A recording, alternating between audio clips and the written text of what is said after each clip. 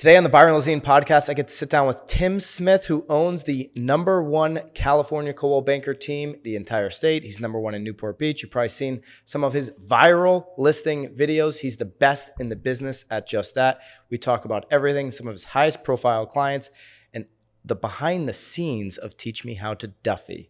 Enjoy the pod.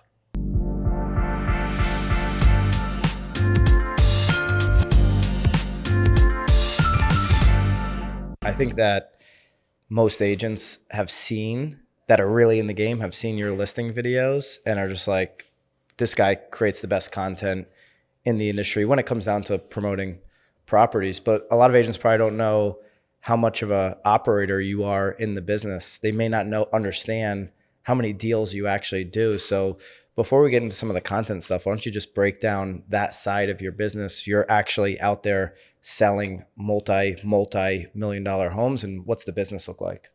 So last year we did just over 800 million, and that's coastal Orange County. So really from like Dana Point to Seal Beach.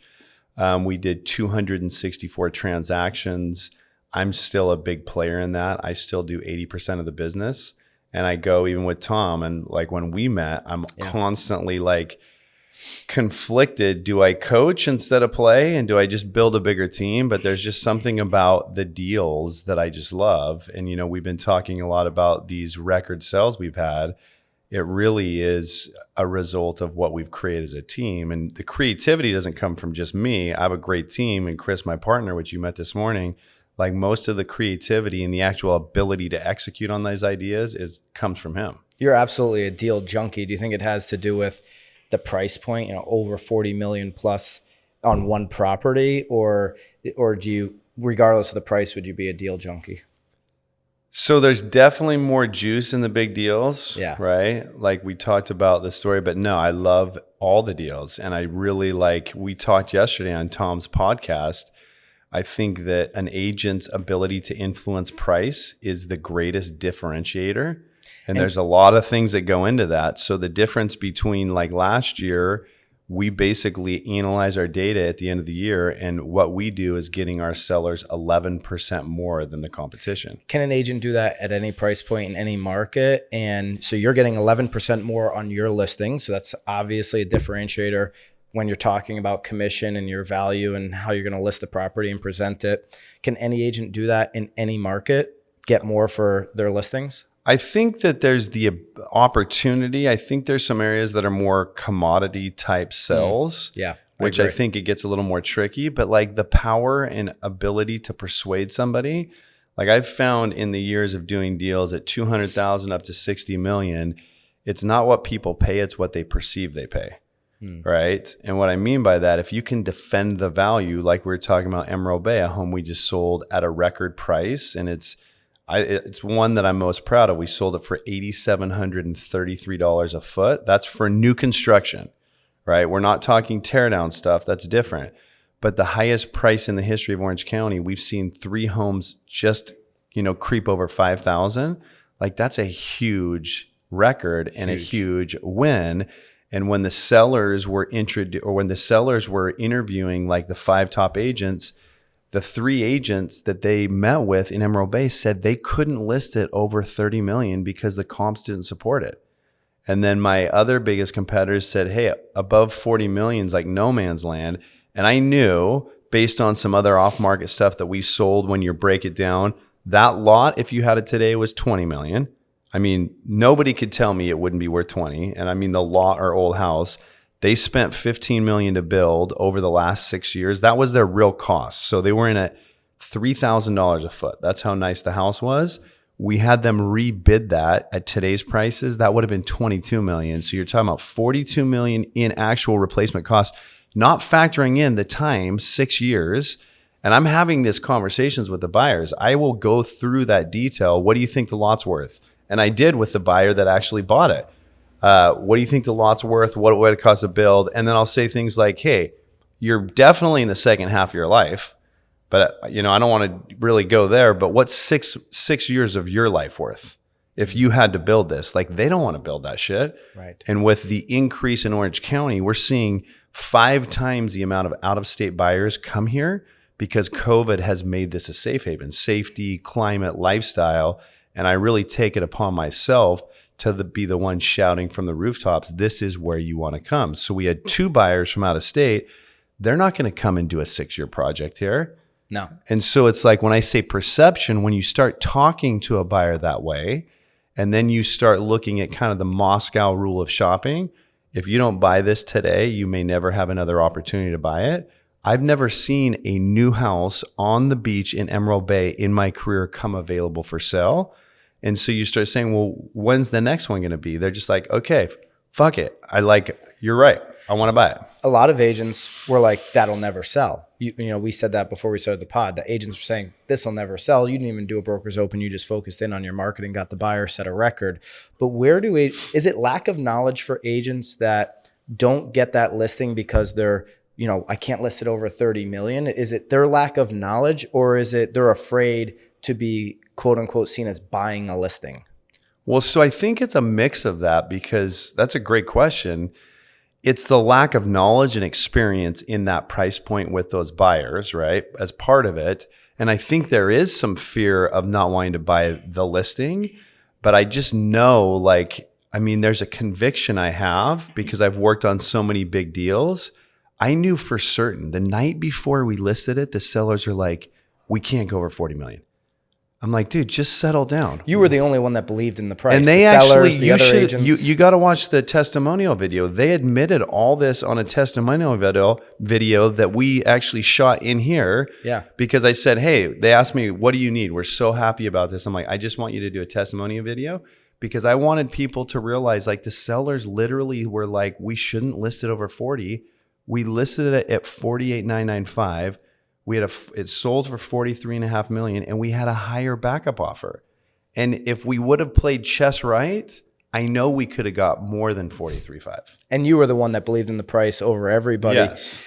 So that does come with experience. It comes with knowledge. I don't know why agents are always like worried about what other agents think. You've really never, just looking at your book of work and your listing videos, you've never been worried about criticism. I want to get into that, but I want to stay on the sales tactics that you spoke to, of talking a buyer through where they, should end up on price, on actually buying and feeling comfortable with it.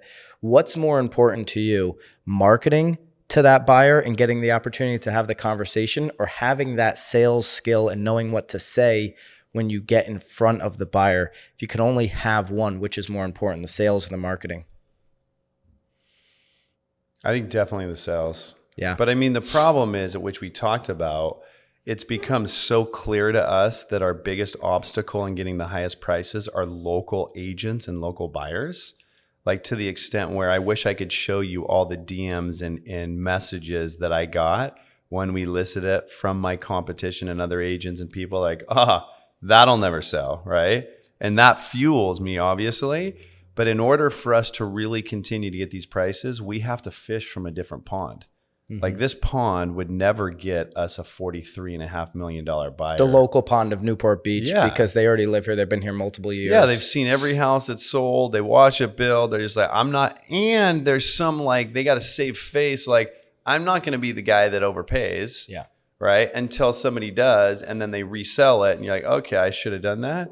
But it's like, the key, though, in marketing is to try to activate buyers outside of, or actually where they live. That's where I thought your answer would be different, because you're such a brilliant marketer. You've so many videos we'll probably talk about, Teach Me How to Duffy, and all these listing videos that have gone viral for you.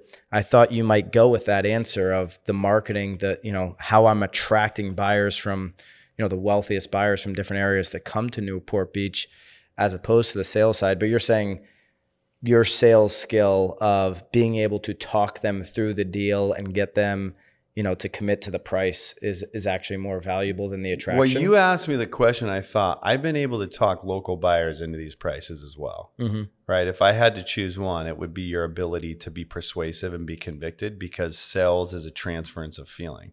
Mm-hmm. And it's not bullshit, right? It's just not. It's like, that house you couldn't replace for $42 million. Now, does that mean the market's going to agree with you? That's the sales part of it. Now, if I just had to market to Orange County, I would have a difficult time setting the records that we've had, right? And so it's like it really, you can't have one without the other. But what I see I see a ton of agents that I watch, and I think they have marketing, whether it be like all the agents from the shows, right? The Selling Sunset, the Altmans, all that. But I think what they lack, they have that big net that I think helps to drive people there. I think they lack the specialized knowledge and the conviction and ability to persuade somebody to buy it, right? So it's like, I don't know what is more important. I think they're both. Like, you can't really do one without the other if you want to do it effectively and scale it.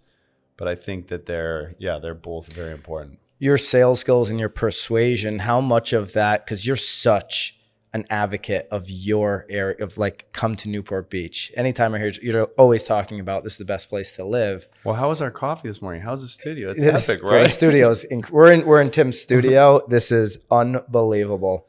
What you've built here. I mean, everything that you've built is amazing, but your conviction of this being the best place to live, it's so authentic, and you like scream it at the rooftops. How much of that plays into your persuasion to get people to act and move here? I think is a lot. And I think COVID really like confirmed what I always knew, because everybody's like, well, okay, what really happened in COVID for me? The first 20 years of my career, I felt like I was selling homes against other major metropolitan areas. When we would get the well buyer in, they'd be looking at Montecito, Malibu, LA, New York, Miami. They would always choose those other areas just because Orange County was sleepy.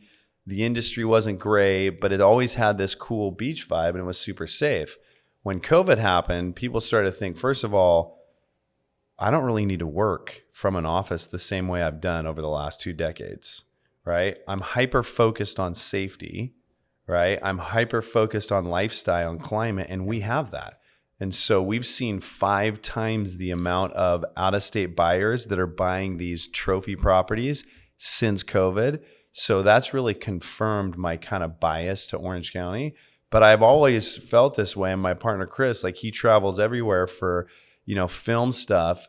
When I travel, I come back here, I'm like, dude, there's no greater place to live. Do you see that shifting right now with people going back to the office? I think people, there's definitely industries where people will go back to office, but I think the leaders of industry now that working, Which is your buyer. Which is my buyer, I think they're still working remotely. They're doing the office thing, but I think this has given them reason to work remotely. What would be your advice to an agent who doesn't work in as sexy of a market as Newport Beach to have the passion that you have about your local community in their area of expertise? I mean, I think that anywhere you go, and we'd really have to do a case study, like, what are we talking about? Boise, Idaho? Could be any, yeah, right? So I think middle it's America, or just your average American town. I think there's, I talk to my new agents about this all the time. There's some sort of, people have to feel a certain way before they can act with confidence and conviction, right? Mm-hmm. Like, I have to know everything. I have to know everything about the transaction. I have to know everything about the markets. I'm like, but do you really? Or could you have focus on what you're convicted about and what you feel confidence and just do it? I think all in on it. Yeah, I think it's a choice. And I think that you have to figure out, and you have to really be one that is focused constantly on the highlights or the attributes of wherever you work. And that's what you focus on, and you will attract the people that agree with you.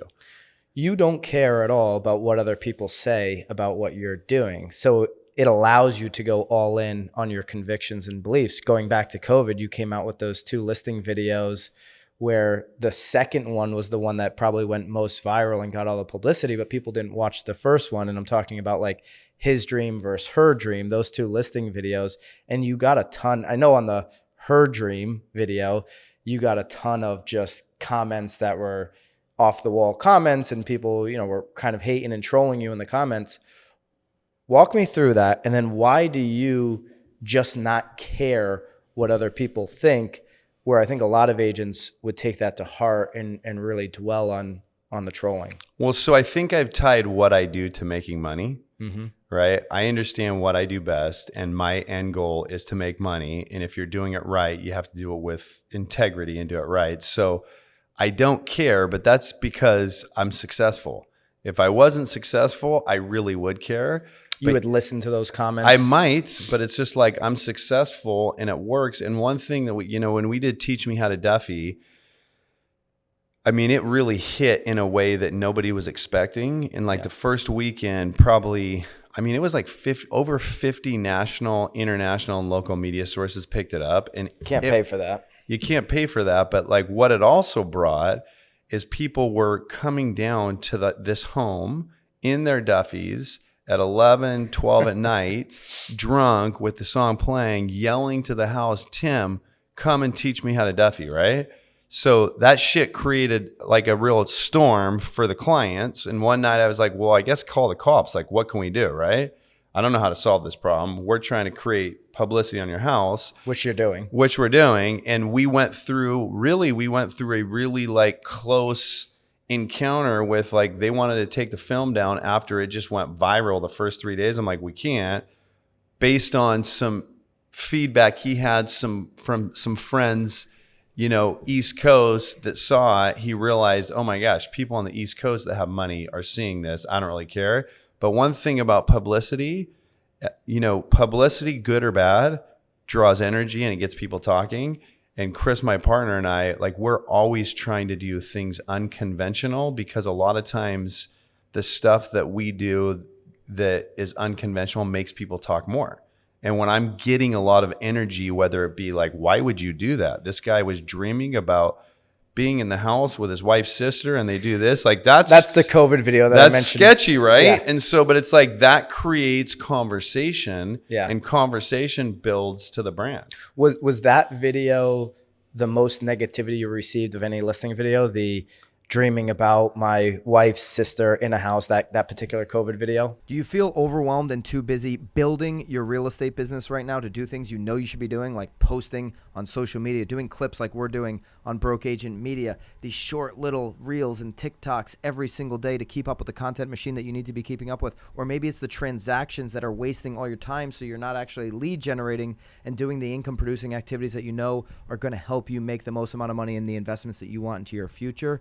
This is why I have used virtual assistants and use them today with Virtue Desk to help scale both of my companies. See, I wouldn't be able to make all of these clips and do all of these other things I'm doing without the help of somebody taking off these non-income producing activities that need to get done to be of great service to our clients. So at least have the conversation. Click the link, have the conversation with Virtue Desk. In fact, you can just start interviewing people without really any commitment at all. So at least start interviewing, seeing if there's somebody that is a fit for you, your values, your team, that can add and take away all of the things that you're doing right now. Have the conversation today. You will not regret it. I think we've had, I mean, a lot of videos that, you know, it just depends. There's different demographics that feel differently about it. But that was definitely one of the racier. And we've always been kind of like, let's not be the guys that sex sells, right? So it's like, that's not what we're about. Anybody can do that. It's like stand-up comedy. Anybody can talk trash and make people laugh. It's like, who can do it right? And we're really about quality of film. The context that a lot of people didn't pick up on was that you had released the first video, which was her dream. Yeah. Right. And so, you know, but because of, you know, the way that one hit and kind of went viral, everybody focused on that one video. For sure. So are you a believer in all press, all publicity is good? Or is there a line there where you might cross the line at some point? Because you said it like, hey, you know, you're creating an energy, whether it's, you know, there's negative comments or positive comments. So are you a believer in that old saying where all press is good press? I mean, there's a portion of that's true, i.e. Kim Kardashian. Yeah. Right now, the whole big talk right now is whatever the guy's name, going all the way back to the beginning of her and RJ or whatever said, "Oh, this was all engineered," right? Well, okay, so the fact he's saying that the mother actually watched the videos to approve which one should go out, which is, you know, we're getting into some big conspiracy theory, or maybe not conspiracy, but it's crazy. Which is whether it's true or not, just the thought of it. It's more press. If that is really true, shouldn't that mean that everybody should stop liking the Kardashians because that's horseshit? But no, it doesn't matter. They are where they are. Actually, the army is defending Kim and the Kardashians overwhelmingly, Right. Even though he's saying, "Oh, this is how it all started," right?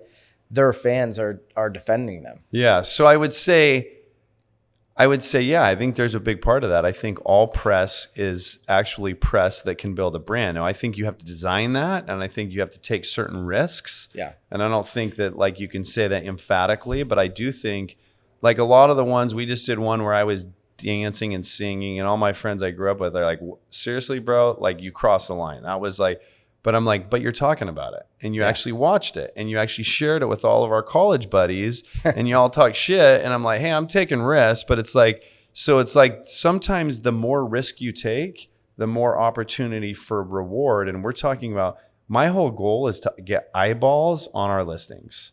Yeah. Right. And I mean, we talked about this. I haven't been a big like brand guy. People are like, you only have 30,000 Instagram followers. That's not my focus.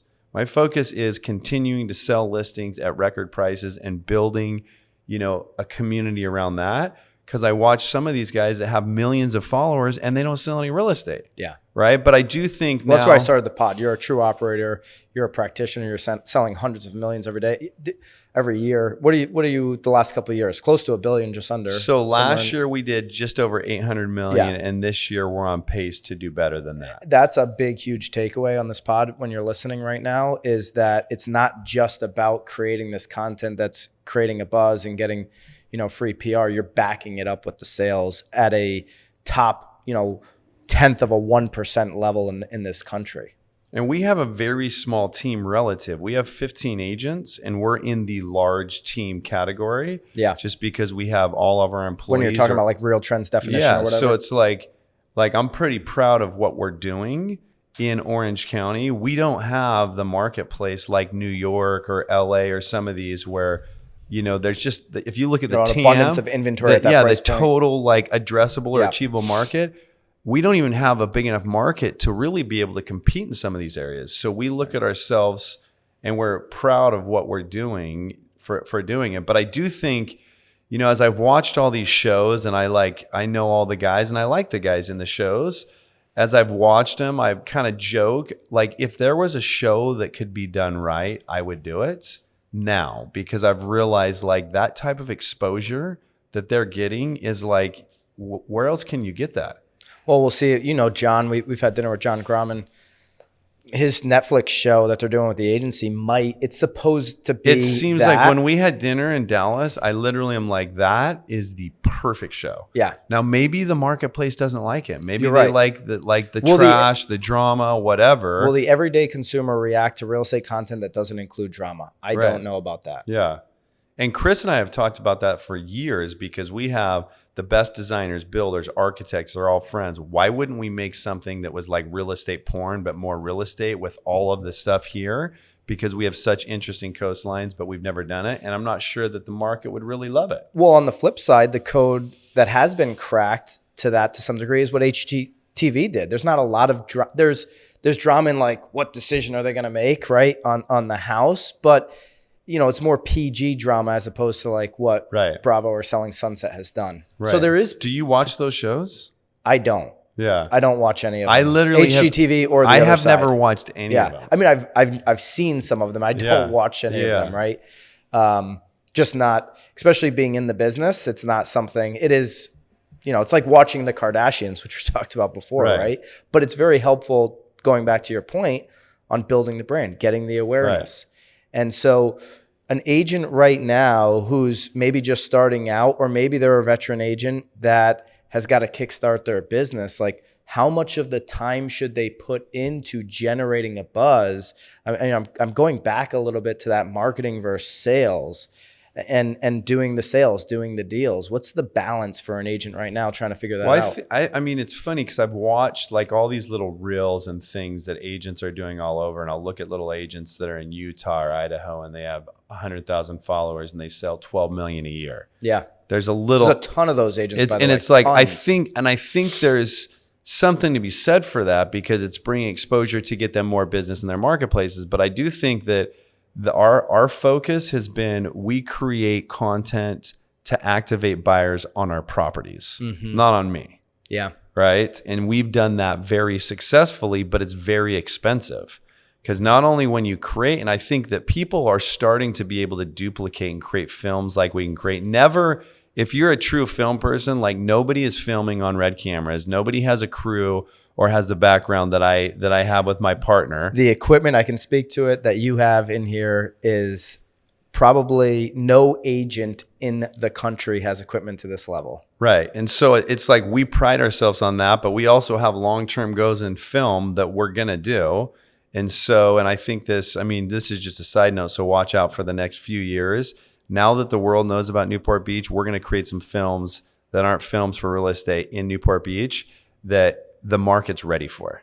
Yeah. Right. And so I think that this plays like a side role, but I do think that like we've always been into film. For even before I met my partner, Chris, on this, I was up in helicopters getting film crews from LA 12, 15 years ago, flying over houses. Cause I'm like, dude, this is the future. People want to be able to. Before drones. Yeah. We were in helicopters. Like that was like, and these films took 8 to 10 weeks to create when the seller wants the listing on tomorrow. So there was always this conflict. But I do think I could probably learn from some of those Utah or Idaho agents to build a brand, because the more eyeballs on me, the more eyeballs on the property. And I think that's something that we're focused on now. We just haven't been focused on. But I do think you need to use the channels of not just creating. There's a lot of ways to distribute the content, geographic, digital strategies to get to buyers that are like in the path of migration to these places. Like I think there's a lot more back end, a business side of it that actually can show you that it's worth the money to spend, right? Yeah, so many agents right now are caught up in like the Gary V messaging of I'm going to build this personal brand and let that personal brand funnel into my business. You're like, no, I'm going to create these listing videos and this content to help me get the next listing. So how does Tim Smith on the next listing appointment talk about that with a seller and get them to actually sign the listing agreement? Because you said something yesterday, like, hey, we're in the business of listing appointments and getting contracts signed. So how does Tim Smith get the contract signed and explaining what the content side can do to help them get their home sold at a record price? So the good news about that is, when we first started creating films, I don't think they sold the house. I think they sold the sellers. Mm-hmm. But now we've realized that they actually can sell the house if you can distribute it accurately, right? So walk me through the distribution of the video if I'm the seller. Okay, so we'll go back to Teach Me How to Duffy film. When I listed that, it was so funny because at that time there had never been a home on the bay, especially in that location, anywhere in the realm of that price.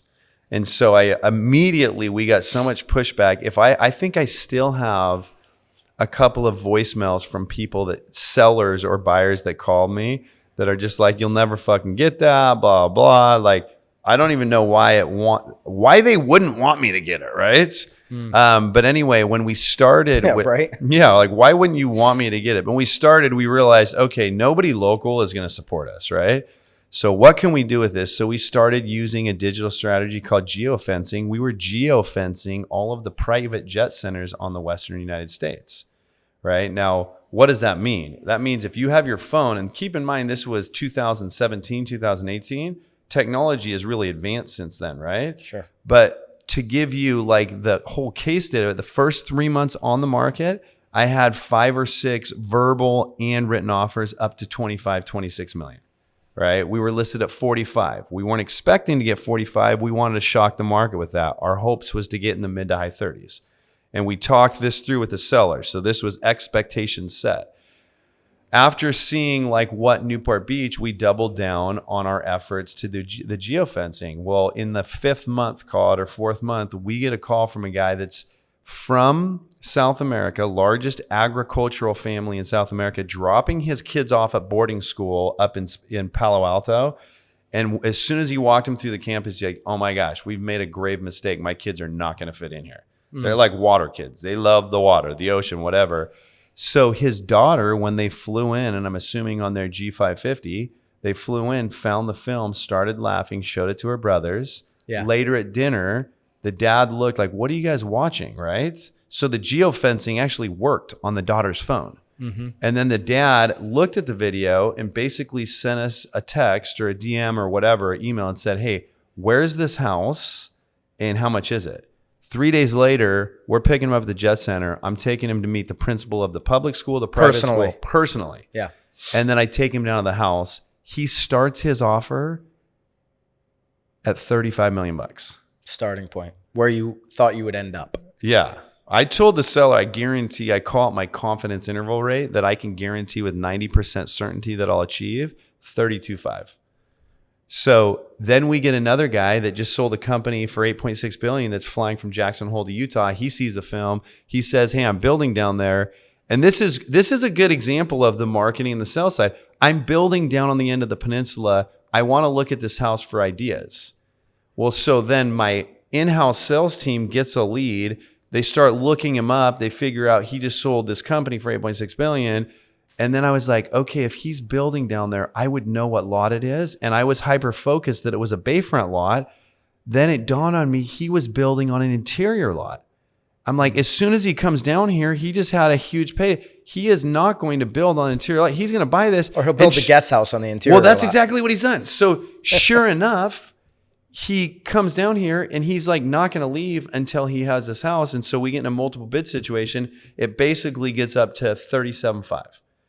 Right. And my buyer, unfortunately, just didn't believe he had to come up, or maybe he didn't believe that we had another offer. Sure. And so, a few days after, he's like, did I miss it? Like, I should have come higher. I'm like, I told you with everything I had, this is your chance. Moscow rule of shopping. I just couldn't persuade him to get up there. But what's interesting about that, so that's the comma. Let's say that was the exclamation point to a incredible sell, which was a record sell. The comma is, I wrote an offer on that house 3 months ago for $65 million. The same house. Same house. Wow. So that goes to that's why I'm shouting from the rooftops, right? Like that. Yeah. You can't tell me that in 3 years, the house is doubled in price. You walked your seller through this whole scenario of how you were going to geo-fence at the listing appointment, what your strategy was going to be. How much time, like actual time, did you spend with that seller from the initial listing appointment to launch, like sitting down with them and walking them through everything? Like how long is a listing appointment on these types of properties? Okay, so that's a great question. Like, I'm very concise. Okay. Our commitment to you, Mr. Seller, is that we'll deliver just over 28 million impressions on your house through all our different channels of marketing distribution. Now, are you bringing like a screen to show, or like glossy material? What are you bringing to a listing? So I used to bring all that stuff. Yeah. But now I've like... Do you feel like you lose them when you have them looking at all this other stuff? I feel like you can. And so now what I've done, like so many people know what we do. It's not a secret anymore, that I go in there and I sit down and I just listen. Mm-hmm. Right. And I think we talked about this yesterday on the podcast. It's like when I was early in the business, it was all about like data. And then in my 30s, it was all about sales. Now it's all about stories. Like I have stories that support every concern they could have. Right. And these stories, and this is what I tell my agents. And this goes back to the confidence versus conviction. If my agents are in my group and they technically weren't a part of that sell, but that was our sell, shouldn't they be able to rehearse that story as if they were part of it? Because it's true. Right. Know the story. And that's what I'm talking about, confidence and conviction. They have the script. Yeah. They were a part of the team that did it. Yeah. But they have to choose to have the confidence and the conviction to go about it. And I don't know why I tell my son this all the time. He plays basketball. I love basketball. Yeah. Always have. But he's like, but I'm like, hey, bro, it's like he gets really upset because sometimes he will only take the shots when he like gets in there. I'm like, you know what? Shoot up all the shots at this point, right? Because the guy that's shooting up all the shots, that has all the confidence, that doesn't have anything to back it, when he shoots up enough shots, he's going to get in the mode. It's like, you don't have to be perfect to be able to take the shot. Take those shots. Yeah. And you have the script. And so going back, so my listing appointments sometimes are so short because I'm just asking them, like, I want to just talk about what they expect. This is what we can do for you. We've done it over and over and over again. I can take you through that whole thing, but tell me what your objectives are. Tell me what that looks like. How do you want this to, because ultimately when they really start talking, then you can really like answer questions with the data, with the presentation part, besides just like the forced presentation where they're not listening. You know what I mean? So my listing presentations have totally changed. Sometimes I won't even open a book. in having the stories to back it up, how much of name dropping comes into these listing appointments where it's like, I worked with so-and-so, I worked with so-and-so, or do you stay away from that? It just depends. I mean, there's sometimes that helps. Depends on the person, like you reading them and you think they'll react yeah, to that. For sure. But it's like, no, I'm not name dropping. I mean, and we don't have, we have Wall Street celebrities. We don't really have celebrities. This is in LA, so people don't really care. But it depends on, I'll drop names that I know that they know. If there's a connection. So that like I can, and generally I'll ask their friends to be a reference for me, and they're generally a great reference for me. So you'll hit up people they know to reach out to them direct. Do you do that often on listing appointments where you've got other voices coming to the seller saying, hey, I will try to give as many references as I can to people they know. And the one thing that And Mark have them reach Cuban out? agreed to, now that I'm name dropping, is I tried to get him to post something on Instagram, and he's like, not a chance. He's like, this is funny. If you will give me all your commission, I'll do it. And I'm like, I'm not doing it. So Mark Cuban, billionaire, wants your commission. Well, I asked him to make an Instagram post like, hey, Tim's a great agent or whatever, right? Yeah. And he's like, only if it was something like, and really he just doesn't do that. But I think if I would have given him the commission, he probably would have done it. Like, who wouldn't, right? But he said, I will. If you have anybody that's interested, I'm happy to take a call. Wow. And I've had maybe 2 or 3 people call him in 3 years. Now, so I'm not using him to like, right? But I'm like somebody that would know him or be like, similarly out of state. And I've had a couple of people call, and he gave me a great reference. Working with Mark Cuban, are you working directly with him? It sounds like you are, or are you working with other people around him? Well, that was a really interesting transaction, but you're working with him on the showings, but you're generally like not working with him. On the details? Yeah, the details. Yeah. Yeah.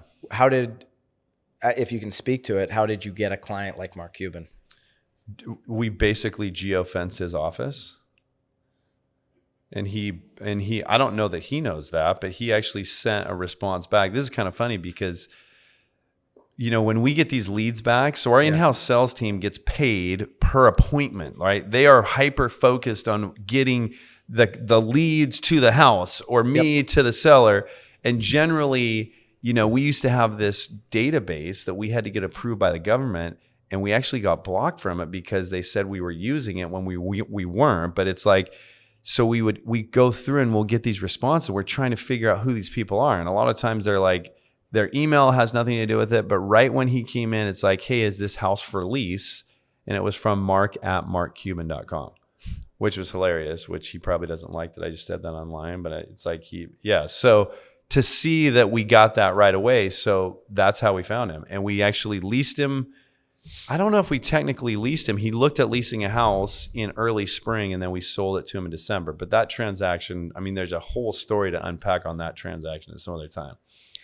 You do leasing and sales, it sounds I like. mean, we do, but it's leasing is not a big focus. No. On like, but the you're luxury. not turning it down because of, like, a lot of agents would be like, I just asked an agent in Naples, Florida, said, hey, would you take this, this lease? It's like a $20,000 a month lease, and the guy owns properties all over the country. It's like, no, I don't do leases. So I gave it to somebody else, right?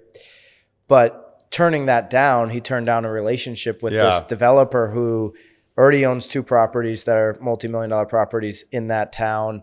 He likely will sell and buy a few in the next couple of years. He's just doing deals all over the place. So for an agent that's taking the stance of, I don't do leases, are they turning down future opportunities? I think they definitely are. And this is like business. You go back to operations, find somebody that can represent you well to do your lease listings that will where be you stoked. keep the relationship, yes, but they do the lease. Like not to do, like to give up that relationship. Now, am I going to take lease listings or go market for lease listings in every neighborhood? No. But am I going to turn down a lease listing of one of my clients? Absolutely not. You'd be crazy to. Do you have a system every day to like keep in touch with all these relationships you've created, like as high level as a Mark Cuban or somebody that you've just done some lower end, whatever your lower end is, maybe 5 million, or I don't know what's your low end? So kind of like 1.5. 1.5 million. Okay, so you go entry level around. So here. Entry level, somebody that's done a couple entry level transactions to a Mark Cuban. How do you keep in touch with everybody? Well, so that's what we're kind of operationalizing right now. Like we have a role, which we met yesterday when we were doing the planning, where it's like she's actually taking over client care, right? And we call her like my chief of staff, right? I love that name because that's what she is. And so it's now her, like, I physically can't keep in touch with Everybody. 3,000 to 5,000 people that are in my SOI. I do things that I know they'll want. We do our market updates monthly, and they love our market updates. Like, I'll have people send them around just because it's data driven, but then it's my pulse, right? And it's me shouting from the rooftops, prices are going up because I believe it, right? So I have conviction, but sometimes, you know, we had this conversation yesterday. It's like the Cold War, right? Yeah. We're in this Cold War situation. And when you, Tom, and I together, it's almost like a fire, 3 different sticks that are burning. When I left and I started talking to clients last night and this morning, like, I'm like, I lost some of that conviction as they came at me with, well, what about this? And what about that? And what about that? You know what I mean? So it's like surrounding yourself with people that feel similarly. And I was talking to my friend today. I'm like, I feel like I'm in like a battle, like an epic battle in like Braveheart. And we're definitely losing, right? And everybody's like, I'm fucking out of here. This market's going in the shitter. Because anytime you turn the headlines on, and I'm like, that guy, William Wallace, I'm like, freedom. And like, everybody's like, I feel like that's where we're at. But why not be that? Yeah. Right? You can't show me in the data that inventory is growing at a rate that's going to create some downward pressure on pricing. Yeah. I mean, inventory shrinking and it's 30% below the last 10-year trend, but it's like really, it's crickets out there. You can see the data for less transactions, but not a plummet in pricing. Right, yeah. For sure. And so when I see that, I'm like, that even bolsters up my conviction. If I know there's buyers out there that maybe they're, you know, fewer and far between, I'm going to attract them. They're going to buy my properties, right? And this is where leakage comes in. Now we're talking about leakage in our meetings because there's 2 significant purchases happening right now that are in escrow that were buyers that we were working with. And they're not writing with you. No. And it's one of those things where we get a lot of inbound referrals where people aren't ready or this or that. And you know how you have to incubate and hold their hands, and maybe we didn't do it to the extent that we were supposed to. And they're like burning in my mind because both of them are significant purchases and they're working with great agents, but we were first connected to those people. Wow. So how many agents in that price point, you know, and this happens to every agent in every market. How many agents are they contacting?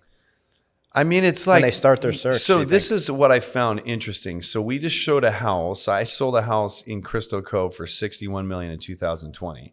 There was a international buyer that was coming that was looking to make a significant purchase. And when I showed up at the showing representing the seller, there were 4 different buyer's agents there. So that goes to show, like, when you have somebody that's worth, you know, 10 plus billion that's connected throughout the world, everybody wants a piece of that, right? So you have people jockeying for that. I had the listing. I'm not worried about that, but it was an interesting dynamic. I don't know they're reaching out to so many, but I think everybody's trying to like guide them and lead them and get their little 4 competing buyer agents. Correct. And so what was the scene? It's your listing. You've got a $60+ million listing and there's 4 buyer agents that show up and they all think they're working with the buyer. What was that scene? Well, we were quoting 150 million. That's what he would sell it for, right? And that was the number. If they weren't okay with that number, don't show it. But it was just kind of it was a shit show. And it was almost embarrassing for the buyer and the seller. But I get it. Like, everybody got connected to this buyer through different channels that backed the buyer. And so they all felt very convicted that this was their buyer, and they showed up. Did they all show up thinking they were going to be the only buyer agent there? I don't know. I mean, there was a lot of stuff that went into this. And like, I literally had 2 homes to show this buyer. One of the homes like opted out because there was so much conversation and narrative that even got back to them. Wow. So it was awkward. But I mean, I think it worked well. Everybody was actually respectable when they showed up. He didn't end up buying this house. I don't know what he bought. I've heard, and I think I do know, but I don't know who represented him. And I'm like actually friendly with all of the agents that were there. Yeah. So it's a tricky situation. But that goes back to what your question was, is like, how many agents are they talking to?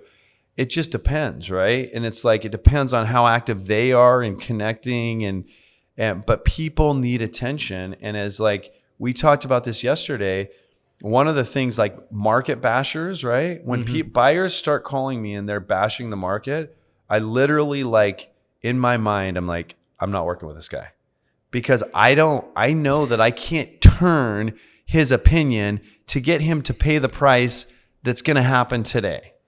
And so therefore, it doesn't mean we're not going to incubate him, but I've just been down that road. I'd rather play like duck, duck, duck, goose or like kiss a lot of frogs, you know, whatever that saying is, to talk to the person that says, I want the house that fits for my family or fits for me, and I'm willing to pay if you can find it. Yeah. Right. So I'd rather spend time because you know how that whole buyer, and especially in a situation where I'm operating a business, like I'm really hyper focused on listings. Right. And I'm not working with a lot of buyers, but you can't turn down great buyers, you know? So you're looking for the at-bats of people that are buying lifestyle over, I need a house. Correct. Yeah. But you know that, and maybe it's different in marketplaces. Like I spend 90% of my time defending our market and like, yeah, you can't really clump Orange County Coastal into the overall economy. I get that there's some possibility that real estate market, even yesterday when we were going through all the data, that just reinforced that like there could be some price correction, but we're not at 2008. But when you talk to a lot of these smart people, they just kind of lump everything together and say, hey, the market's shitty. 3 months ago, I found myself up at 2:30 in the morning. I had 5 different clients that are all more successful than me, way wealthier, that were basically telling me, hey, we're coming into the winter. Like this is Game of Thrones shit. And like the White Walkers are coming over the wall. And I'm like in like sweats. Like, and I was like, literally, I thought, you know what? No, I'm not taking that. I'm actually going to call them back individually. Like I need to stand. Like it's time to be more aggressive, punch back. So I went through and spent the time with all 5 of those prospective clients. These are Wall Street level people. Wall Street level people. And you know how every conversation ended after I sat down with them for an hour, hour and a half? Yeah, you're probably right. Newport probably won't be infected. So you called them and said, I need to come see you to discuss the market. Was it that simple? It was, I need to, like, hey, we had the conversation. I need to chat. We need to talk more about it. Like, and it's not, I'm trying to get a listing or I'm trying to get you to no, buy it's something like, else. I really want to know, like, Yeah. do you really think that? You run a national home building company. Do you really think Newport is going to see a 20 to 30% drop? Like, tell me why you think that. One of the guys was a Harvard MBA, went to Yale, whatever. And so we were going back and forth and I was listening intently and taking and focusing. And then I started talking about our data points and I started talking about this and within a half hour with all of them, they're like, yeah, you're probably right. Like, it's not like they wanted to sell their home here, which I probably could have got more than they bought it for. They just kind of wanted to clump it in, get ready. But then when they really start focusing and I start with my pitch, you know, we live in this impenetrable bubble of Newport Beach. I mean, even a perfect example, we had this is a really kind of funny story. We had not funny from a standpoint of safety, but we had a carjacking that ended up from Fashion Island into my neighborhood and they caught the guy in the back of one of my listings. And wow. We actually had the cameras in there, but there were 3 police helicopters up. The guy was 24 years old, had gotten rid of the gun, right? Had a gun when he was carjacking. There must have been 50 police cars. And what I want to promote from that is like, in LA and New York, they're not even worried about somebody like this, right? We are like shutting down every police station in, you know, coastal Orange County to come. It was like ridiculous. 3 police helicopters that were flying for 7 hours to catch one 24-year-old that no longer had a gun. Right. Right. That's our commitment to safety. You go to LA, an hour north of here, you get a ticket if you get a ticket if you get caught stealing something under $1,000. Yeah. And if you rob somebody at gunpoint or without a gun, there's no more penalties. Why wouldn't you use a gun? Why do LA people defend that so much? Like what's happening up there? I didn't know they did. There's a lot of LA people that will defend, oh, it's not that bad, or the news is like hyping it up. Well, I don't know. I mean, I'm just seeing the LA people that are trying to flee LA. So that's a real thing to here in Orange County. You're seeing a lot of LA people say, I need to get out of here. I want to be for sure somewhere else. Absolutely. Like the homeless issue, you know, the crime issue. It's just like what's happened in politics there with, you know, the district attorney. It's become really difficult especially for families. Mm-hmm. Right. And I don't know, I haven't been up there a ton. I haven't noticed it, but I did go up there. You know, we took a listing up in the Beverly Hills Flats, and I was up at my contractor friend's office, and it used to be like beautiful. I felt like I was in like Beverly Hills, but there was like homeless camps in the back of his office. And it's like, I don't know how you address a homeless issue, right? I don't know how, like, you know, nobody has an answer for it. Obviously. Yeah, you have Rick Caruso, who's a billionaire down here that's trying to run up there because, I mean, that's his city, but I don't know how do you address that, right? How do you change that? I don't know how you change that. It seems like a slippery slope to me, you know? Yeah. But you're still seeing that trend of migration out. Maybe they don't want to leave California, but migration. Northern California, LA, it's got to be 35% of the buying pool right now, which before COVID, nobody wanted to come here from LA. I felt like so few people want to come here because there's just not the nightlife. It's not late night enough. Yeah. It's just not as sexy. They don't have Hollywood. But now you have, I know we're seeing even like Hollywood people come and buy homes down here and look down here because it's great, man. Yeah. You know, we talked about it earlier. Your conviction for this area is unbelievable. I think a lot of agents, no matter where you are, maybe you grew up in the community that you're working in, or maybe you relocated, but having this level of conviction, even if it's just a normal average American town, is going to help you in your business so much. It's going to help you attract listings like you have. So let's end it with like, what's your next big move or next big piece of advice you could give to any agent? Whichever way you want to take that, maybe your move personally or something you want to leave the audience. I mean, I'm not sure exactly who the audience is, but I would just say, like, I love this business. Like, I feel so fortunate that I found something that really fits all my attributes. And I think when I started, you know, almost 27 years ago, my first job in real estate, it wasn't what it is today, but I just think it's such an amazing business. And at the end of the day, like, I'm like a relationship person. Like, I don't know of another business you can actually serve people. Like, you really do. Like, when I get to the end of it, the commissions are great, mind you. Yep. Right. But when you sell something that nobody else thought you could, and you deliver and you bring everything said you'd bring, there's some feeling about that you just can't. And the home is just at war right now. Families, divorce, kids, like, it's like we represent the transaction that has the ability to keep that home safe. And I think people are thinking more about, so I feel very fortunate. And it just so happens that we've never really been compressed like other industries. It's like literally sometimes my commute is driving up and down PCH every day, opening and closing homes and meeting with sellers on some of the best coastline in the world. And I've, joked with my wife sometimes. I'm like, dude, this should be illegal, the amount of money we're able to make in this business, right? We just should. So it's like, I feel very fortunate. Well, there's some class action suits that are saying what we're doing is illegal. But I would just say, like, there's like to newer agents or any agents, I would say, I love the Tom Ferry model that we talked about yesterday, that anybody can do this business if they're committed. Mm-hmm. Like, there's such a different variety of top agents throughout the US. For sure. But the problem is like the work that pays us, there's very few people that are good and willing to do it, right? And so it just filters them out. I feel like you can pay anybody to really handle a transaction well, but finding people that can actually get the business, and we talked about the show alone, it's like there's two things that pay us in this business, appointments and contracts. Mm-hmm. But 95% of the things that are taking our time are not geared at that at all. So it's like somehow it's very simple. And I think if you can figure out how to do that, it's a great business. It's a great business, and it's a great way to have a great life and a great community. Yeah. And the work ethic that you just spoke about is, I think, the thing that a lot of agents miss.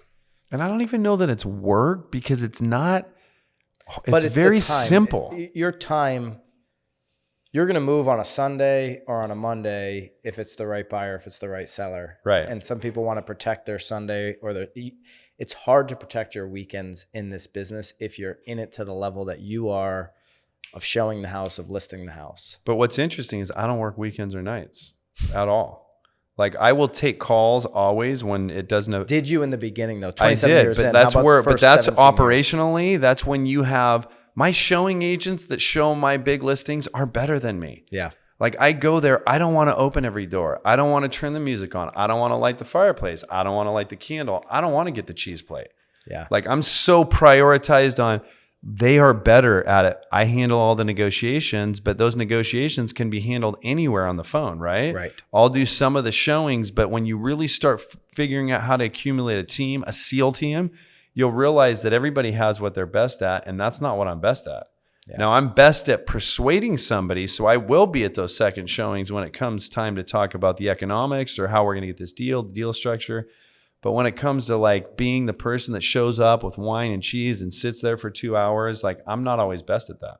Yeah. So I think you can have it all, but you have to be willing to take the risk. And the risk when it creates a business is you have to be willing to pay people to do the things that you are not best at. Right. And that can be hard, right? That can be hard because you have to be able, then you're working not just for your family, you're working for all these families and having to have enough. And you have to get there. So in the beginning, maybe the first decade, you're not. But you're right.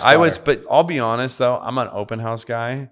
Like if you ask my wife, honestly, what would Tim do on Saturday and Sundays if he had his choice? Just go look at houses. She would say, oh, dude, he would sit open houses over do other stuff. Now, on the best listings, like I just love it. I love the deals. I love the real estate, but I don't do that anymore. Yeah. You know what I mean? But maybe I'll start now that we're going into winter. Now that the market is shifting, you're going to see Tim out there. Yeah. If you're not subscribed to Tim's YouTube channel, it's a must subscription. It's the best listing videos in all of real estate. So we'll link it up, obviously. Make sure you're subscribed to that. I really appreciate you taking the time, using your space. This is a killer podcast, killer time. And we got to do another one too. Yeah, we'd love to. Great. Thanks for having me. Thank you.